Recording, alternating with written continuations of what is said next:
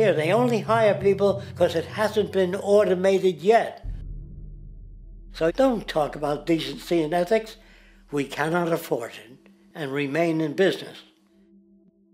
It is important to point out that regardless of the social system, whether fascist, socialist, capitalist, or communist, the underlying mechanism is still money, labor, and competition.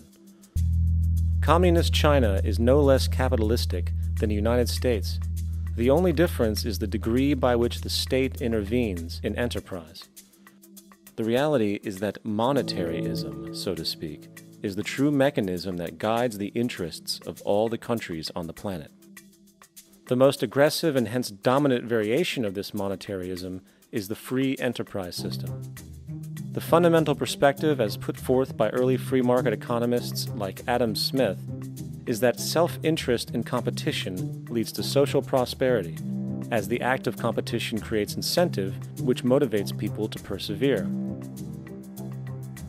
However, what isn't talked about is how a competition-based economy invariably leads to strategic corruption, power and wealth consolidation, social stratification, technological paralysis, labor abuse, and, ultimately, a covert form of government dictatorship by the rich elite.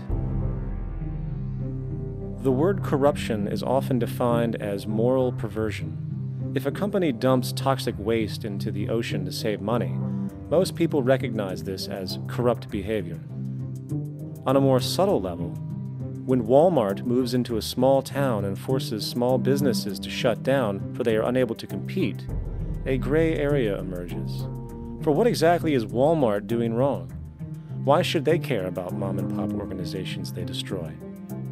Yet, even more subtly, when a person gets fired from their job because a new machine has been created which can do the work for less money, people tend to just accept that as the way it is, not seeing the inherent corrupt inhumanity of such an action.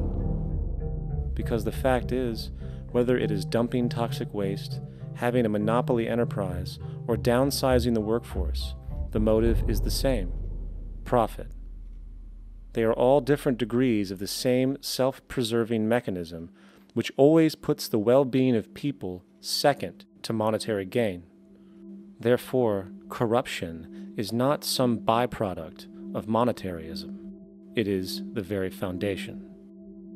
And while most people acknowledge this tendency on one level or another, the majority remains naive as to the broad ramifications of having such a selfish mechanism as the guiding mentality in society.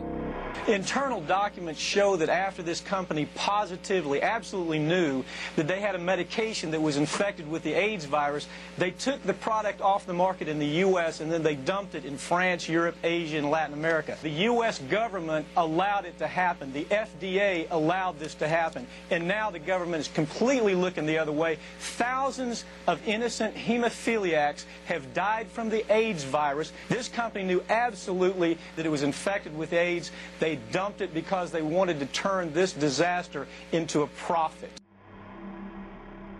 So you see, you have built-in corruption. We're all chiseling off each other, and you can't expect decency and that sort of thing. And feeling that, they don't know who to elect.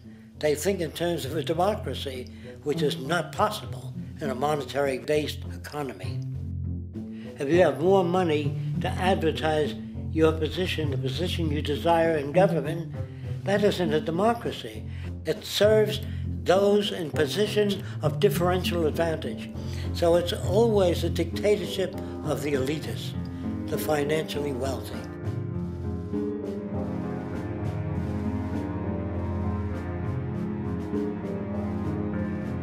It is an interesting observation to note how seemingly unknown personalities magically appear on the scene as presidential candidates. Then, before you know it, somehow you are left to choose from a small group of extremely wealthy people who suspiciously have the same broad social view. Obviously, it's a joke.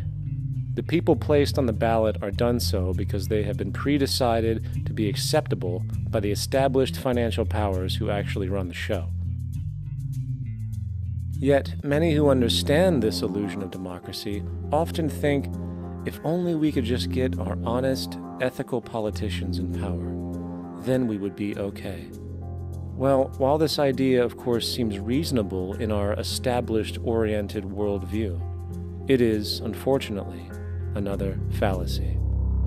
For when it really comes down to what is actually important, the institution of politics, and thus politicians themselves, have absolutely no true relevance as to what makes our world and society function.